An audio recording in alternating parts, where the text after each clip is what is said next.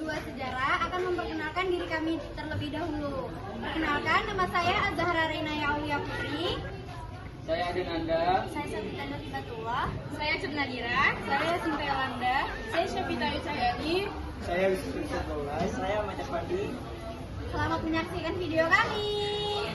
Baik teman-teman, jadi di sini kami akan membahas materi tentang perjuangan mempertahankan kemerdekaan. Nah, yang dimana materi-materinya ada yang pertama badan-badan perjuangan, yang kedua tentara keamanan, yang ketiga perebutan dan pengambil alihan kekuasaan, yang keempat kedatangan sekutu dan lica, dan yang terakhir adalah tugas-tugas AFNE di Indonesia.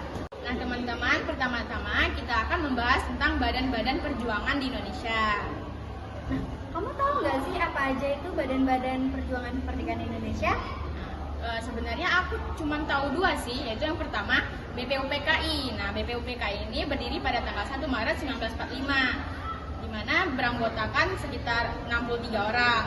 Ketuanya adalah Bapak Rajiman Wedjodiningrat dan wakilnya adalah Ichiban Aseosio dari Jepang dan Suroso yang dari Indonesia. Nah, selama BPUPKI berorganisasi, mereka mengadakan 2 kali sidang, di mana sidang pertama itu membahas tentang dasar negara. Nah, yang kedua itu membahas tentang Undang-Undang Dasar. Nah, selanjutnya itu BPUPKI bubar nih pada tanggal 7 Agustus 1945. Nah, pada hari itu juga PPKI berdiri. Nah, PPKI ini beranggotakan sekitar 21 orang, di mana ketuanya adalah Bapak Soekarno dan wakilnya adalah Muhammad Hatta. Nah, selama PPKI berorganisasi, mereka mengadakan 3 kali sidang nih. Yang pertama pada tanggal 18 Agustus 1945, nah itu mengesahkan 3 hal. Yang pertama itu mengesahkan Undang-Undang Dasar. Yang kedua menetapkan Soekarno sebagai presiden dan Muhammad Hatta sebagai wakilnya. Nah, yang ketiga itu membentuk KNIP atau Komite Nasional Indonesia Pusat. Nah, keesokan harinya pada tanggal 19 Agustus 1945 itu berlangsunglah sidang kedua. Nah, sidang keduanya ini mengesahkan 2 hal. Yang pertama membentuk 12 kementerian dan yang kedua adalah membagi wilayah Indonesia menjadi 8 wilayah atau 8 provinsi beserta gubernur-gubernurnya. Nah, beberapa hari kemudian berlangsunglah sidang ketiga pada tanggal 22 Agustus 1945. Nah, pada tanggal ini terdapat 3 hal yang disahkan, yaitu yang pertama membentuk komite nasional yang terdiri dari pusat dan daerah. Nah, yang kedua yaitu membentuk PNI atau Partai Nasional Indonesia. Nah, yang terakhir membentuk BKR atau Badan Keamanan Rakyat atau yang sekarang kita kenal sebagai TNI atau Tentara Nasional Indonesia. Nah, cuman itu tuh yang aku tahu, cuman 2. Sisanya aku nggak tahu lagi. Kurang nggak sih? Gimana kalau kita tanya salah satu di sini orang, salah satu siswa atau siswi di sini? Boleh tuh, kita cari. Di situ ada salah satu siswi tuh. Gimana kalau kita tanya? Ayo kita tanya. Ayo.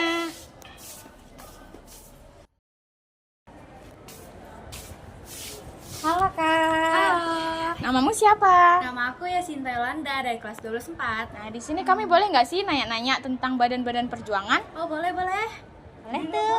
Makasih. Iya, makasih. Tapi boleh tahu nggak sih badan-badan perjuangan yang ada di Indonesia ini? Oh, boleh. Ada apa aja itu? Ada beberapa sih. Yang pertama tuh ada BKR. Nah, BKR ini merupakan Badan Keamanan Rakyat. Nah, BKR ini tuh dibentuk untuk menyelesaikan tugas pemeliharaan badan negara. Nah, BKR ini dibentuk oleh PPKI dalam sidangnya yaitu pada tanggal 22 Agustus 1945 dan BKR ini diumumkan oleh Presiden Soekarno yaitu pada tanggal 23 Agustus 1945. Nah, selanjutnya itu ada KNIP. KNIP itu merupakan Komite Nasional Indonesia Pusat.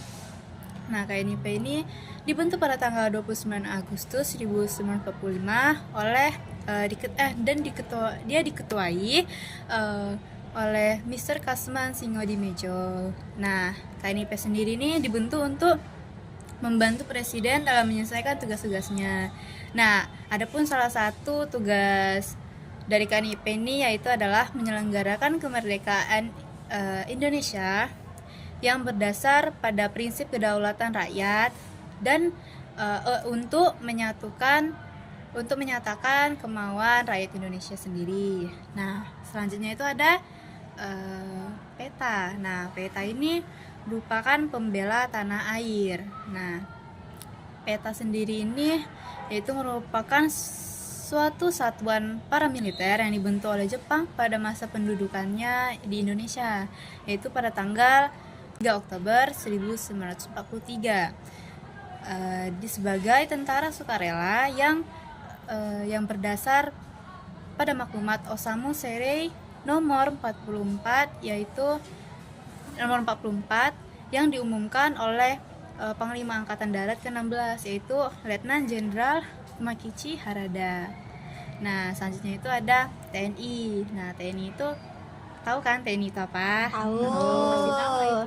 Nah, TNI itu adalah Tentara Nasional Indonesia. Nah, Tentara Nasional Indonesia ini adalah nama untuk tentara bersenjata dari Indonesia. Nah, ini tuh awal dibentuknya itu pada tanggal 5 Oktober 1945, yaitu awalnya itu dengan nama TKR. Nah, setelah itu diubah pada tanggal 3 Juni 1947 dengan nama TNI. Nah, selanjutnya itu ada SI, yaitu Sarekat Islam. Tapi dulu itu namanya itu bukan SI, teman-teman. Apa tuh? Namanya SDI. Oh. Tahu nggak SDI? Enggak sih, apa Nah, itu? SDI itu adalah Sarekat Dagang Islam. Nah, Sarekat Dagang Islam ini dulunya itu adalah organisasi tertua yang berdiri pada masa kolonialisme. Nah, ini tuh juga organisasi yang pertama kali lahir di Indonesia. Nah, ini tuh dibentuk pada tanggal 16 Oktober 1905 oleh Haji Saman Hudi. Nah, yang terakhir itu ada ini didirikan sebagai wadah atau IP. Nah, pergerakan bagi para pedagang muslim pribumi yang pertama kali di Hindia Belanda. Nah, ini tuh dibentuk oleh 3 serangkai. Nah, kalian tahu nggak sih tokoh 3 serangkai ini apa aja? Kurang tahu sih. Kurang tahu sih. Ada apa aja sih? Nah, jadi tokoh 3 serangkai ini ada, yang pertama ada IFI Dawes Dekker, yang kedua ada Cipto Mangunkusumo, dan yang ketiga ada Ki Hajar Dewantara. Nah, partai ini menjadi organisasi para orang-orang pribumi dan campuran Hindia Belanda. Nah, partai ini tuh dibentuk pada tanggal 25 Desember 1912 dan dibubarkan pada tanggal 4 Maret 1913. Oh, jadi begitu. Iya. Terima kasih ya sudah Iya. menambah wawasan kami. Sama-sama. Kami Permisi permisi ya. Iya, Dadah. dadah.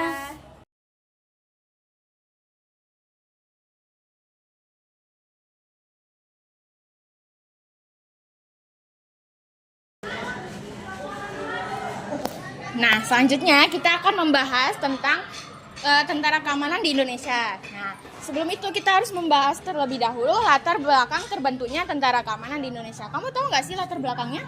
Aku sebenarnya tahu sih, cuman aku masih kurang yakin sama jawabanku. Gimana kalau kita tanya salah satu siswa-siswa di sini? Ayo kita tanya.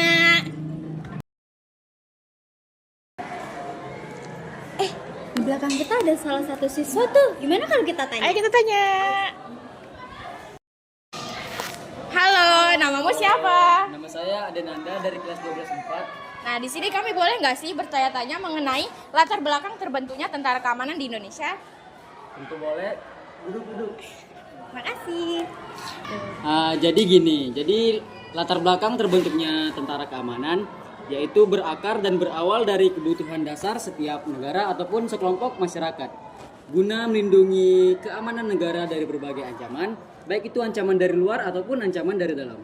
Nah, adapun salah satu faktor pembentukan tentara keamanan ini yaitu desakan para pemuda akan pentingnya tentara keamanan dalam suatu kenegaraan. Nah, para pemuda ini mampu melihat bahwa rakyat Indonesia akan terancam apabila mereka didatangi oleh pasukan sekutu dan mendapat provokasi dari pasukan Jepang yang masih berada di Indonesia.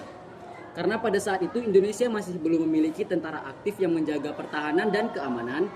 Jadi atas dasar itulah akhirnya pemerintah memutuskan pembentukan Tentara Keamanan Rakyat melalui maklumat yang dikeluarkan pada 5 Oktober 1945. TKR sendiri merupakan angkatan perang pertama yang didirikan langsung oleh pemerintah. Perubahan nama dari BKR dan penyesuaian militer menjadi langkah krusial bagi Indonesia untuk membuktikan ke dunia internasional bahwa TKR merupakan kekuatan militer yang sah dan diakui, serta mampu menjaga dan melindungi keamanan negara. Kekuatan inilah yang diharapkan mampu menjaga kedaulatan dan keamanan negara. Dan seiring perkembangan peradaban manusia, konsep pertahanan dan keamanan militer Indonesia sudah mulai terstruktur dan formal. Oh, jadi gitu. Makasih ya. Sama. Dadah.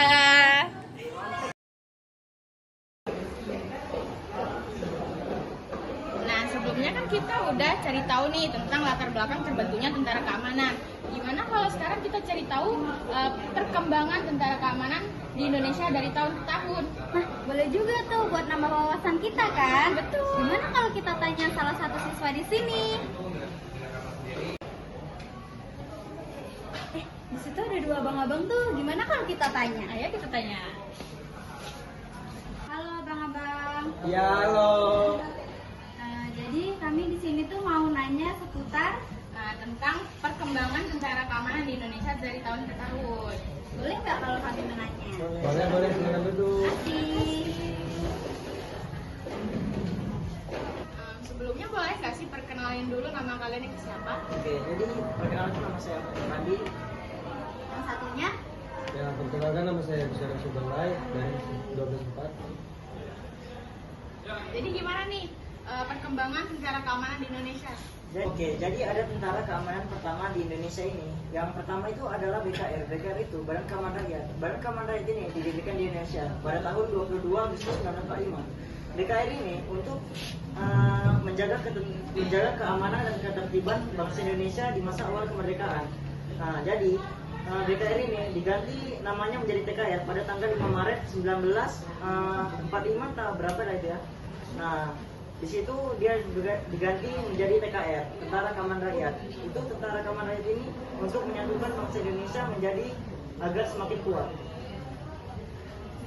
Nah, sebenarnya pada tanggal 5 Oktober, bukan pada tanggal 5 Maret tadi kan. Oh iya, 5 Oktober ya.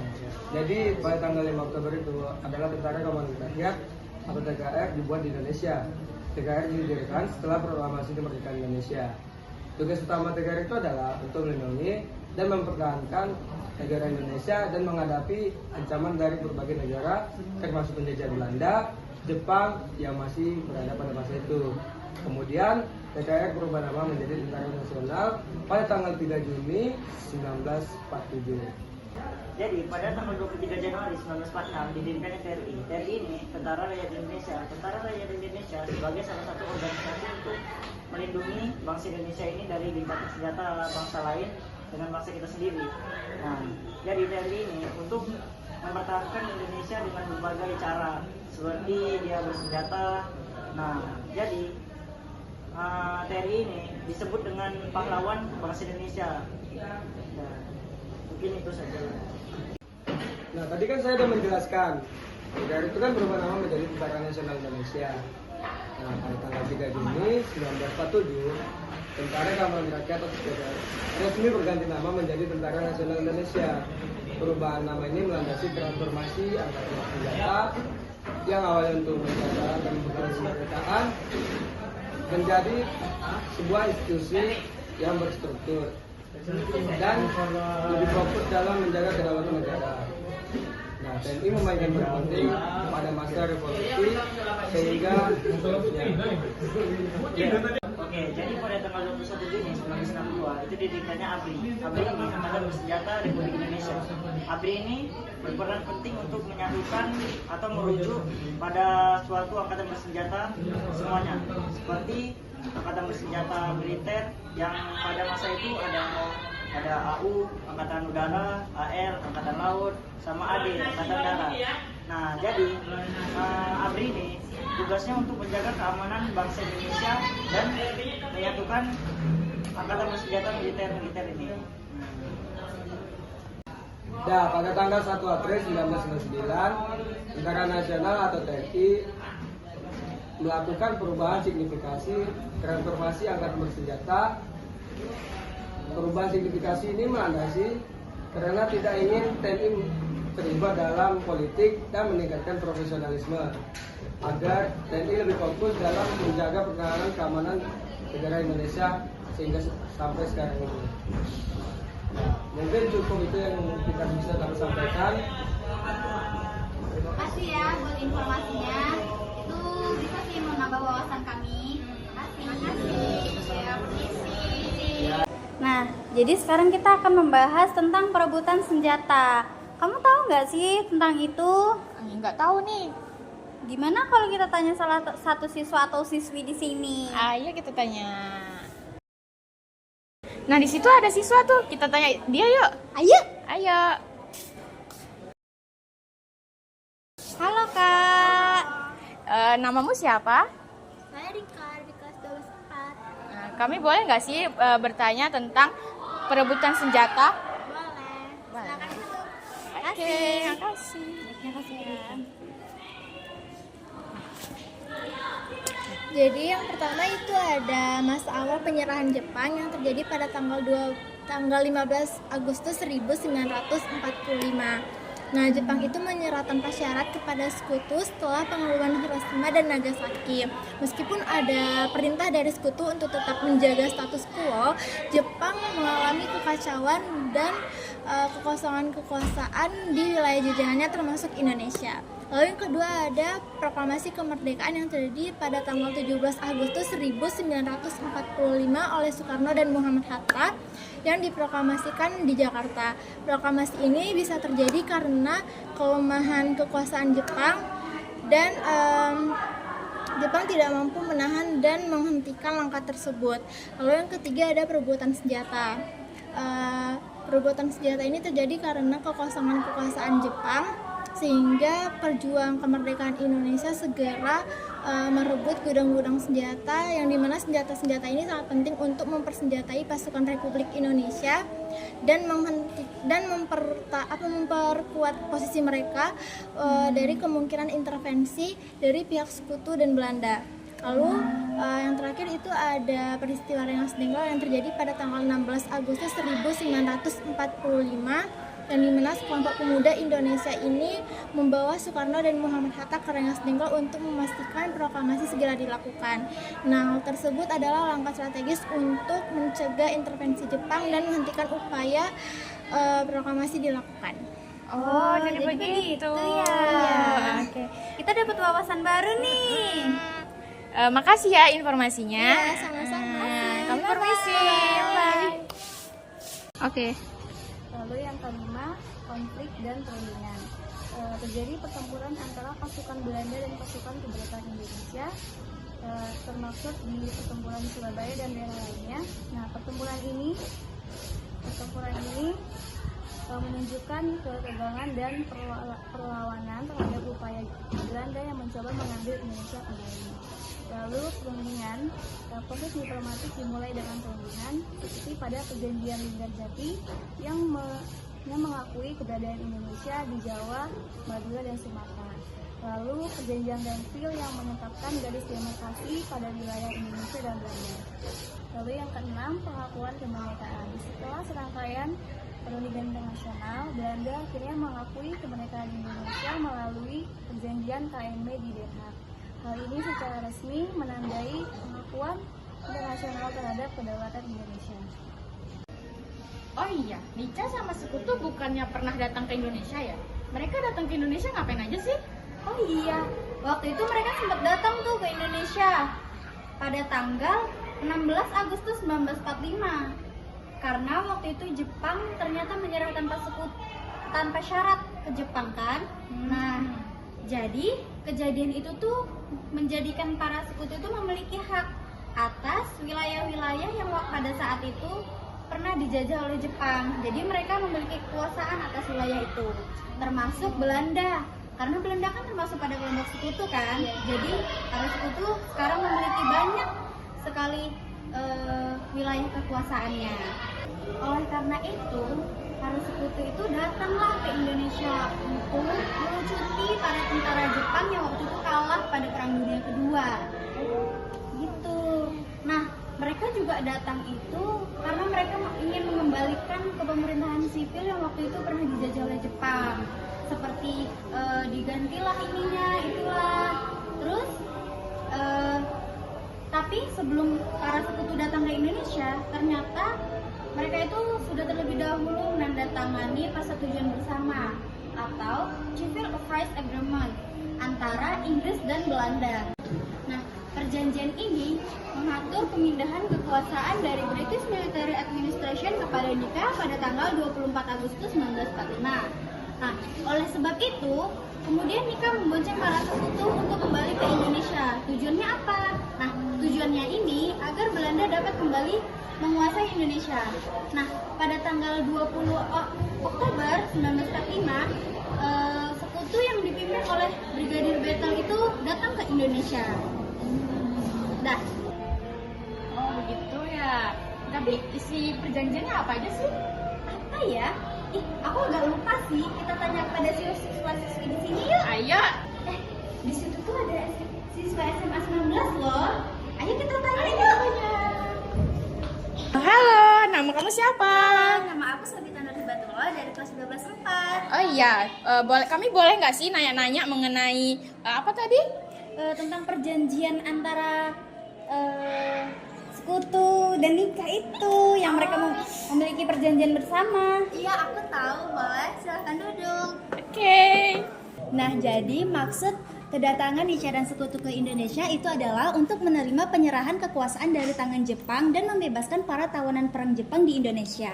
Selain itu, sekutu juga berjanji tidak akan mengakui aktivitas Netherlands Indisch Civil Administration dan badan-badan di bawahnya.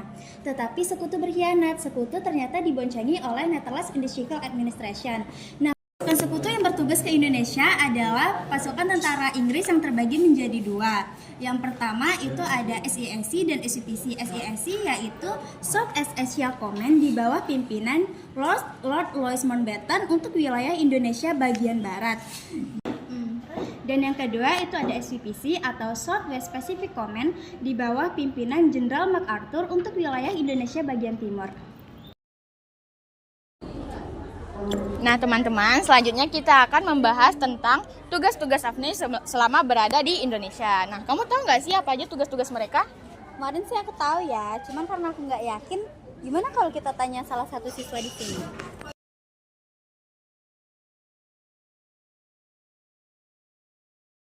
Di situ ada salah satu siswa tuh, gimana kalau kita Ayo kita tanya. Nah, permisi Kak. Ya, ada apa? Nah, kami di sini boleh nggak sih nanya-nanya tentang tugas-tugas AFNI? Kakak tahu nggak? Oh, aku tahu, kayak aku udah belajar deh. Ayo kita cerita, tapi kalian duduk dulu ya. Oke, makasih. Nah, sebelumnya nama kakak siapa sih? Nah, sebelumnya kenalin nama aku tuh Syafita Elcayani, aku dari kelas 12/4. Nah, soal tugas-tugas AFNI kakak tahu tentang apa aja? Nah, jadi sebelum aku kasih tahu nih tugas-tugas AFNI itu apa aja, kalian tahu nggak sih apa itu AFNI? Enggak sih, apa sih sebenarnya itu? Kami nanya kakak. Oke, jadi sini aku jelasin ya. AFNI itu merupakan singkatan dari Allied Forces Netherlands East Indies, di mana AFNI ini datang ke Indonesia pada tanggal 29 September 1945. Kemudian AFNI ini datang ke Indonesia pada akhir Perang Dunia Kedua berakhir. Nah, kemudian AFNI ini datang ke Indonesia dipimpin oleh seorang Letnan Jenderal yang bernama Sir Philip Gustafson. Kemudian awal mulanya itu AFNI ini datang ke Indonesia sangat amat disambut hangat oleh Indonesia karena mereka itu mengumandangkan perdamaian, sehingga Indonesia ini menganggap bahwa kedatangan AFNI ini merupakan salah satu bentuk pengakuan atas kemerdekaan Indonesia. Kemudian pada waktu itu salah satu respon pemimpin Republik Indonesia adalah dengan memerintahkan seluruh pemimpin daerah untuk membantu dalam kelancaran tugas-tugas AFNI tersebut. Nah, tapi pada kenyataannya AFNI ini datang ke Indonesia bukan untuk mengakui kemerdekaan Indonesia, melainkan mereka datang ke Indonesia ini untuk merebut kembali, membantu Belanda merebut kembali kekuasaan Indonesia dari tangan Jepang yang pada saat itu sudah tumbang, bukan untuk mengakui kemerdekaan Indonesia.